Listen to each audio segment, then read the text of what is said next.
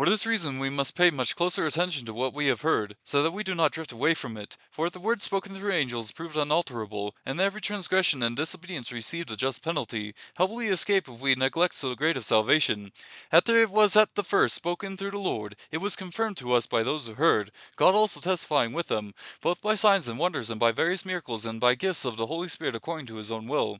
For he did not subject to angels the world to come, concerning which we are speaking. But one has testified somewhere, saying, What is man, that you remember him, or the Son of Man, that you are concerned about him? You have made him for a little while lower than the angels, you have crowned him with glory and honor, and have appointed him over the works of your hands. You have put all things in subjection under his feet. For in subjecting all things to him, he left nothing that is not subject to him.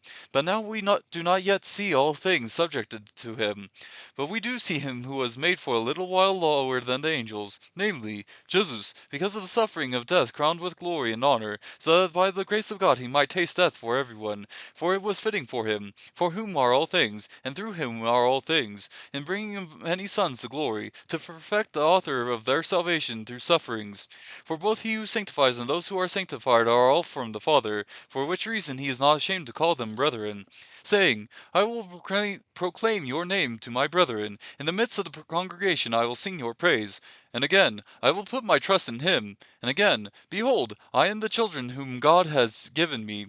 Therefore, since the children share in flesh and blood, he himself likewise also partook of the same, that through death he might render powerless him who had the power of death, that is, the devil, and might free those who through fear of death were subject to slavery all their lives. For assuredly he does not give help to angels, but he gives help to the descendant of Abraham. Therefore he had to be made like his brethren in all things, so that he might become a merciful and faithful high priest in things pertaining to God, to make propitiation for the sins of the people. For since he himself was tempted in that which he has suffered, he is able to come to the aid of those who are tempted.